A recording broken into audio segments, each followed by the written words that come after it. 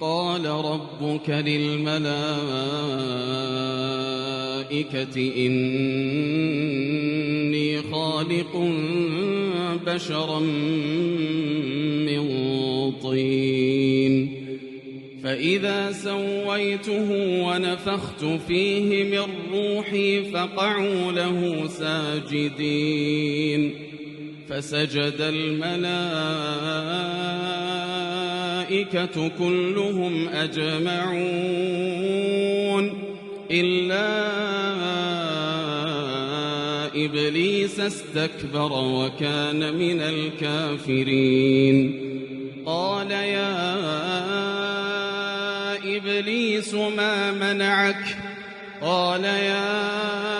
إبليس ما منعك أن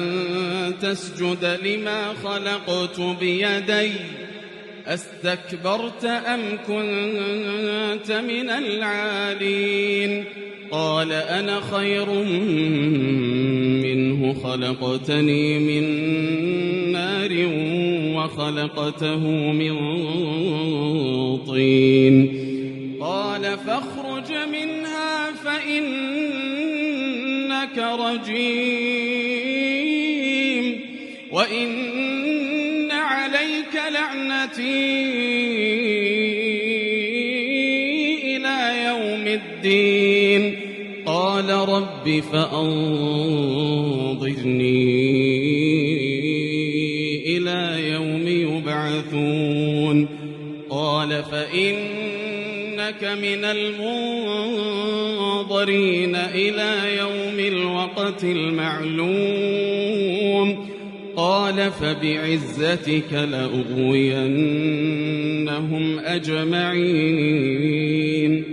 إلا عبادك منهم المخلصين قال فالحق والحق أقول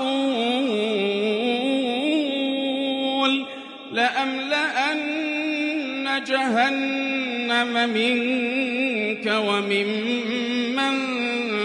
تبعك منهم أجمعين قل ما أسألكم عليه من أجر وما أنا من المتكلفين إن هو إلا ذكر للعالمين ولتعلمن نبأه بعد حين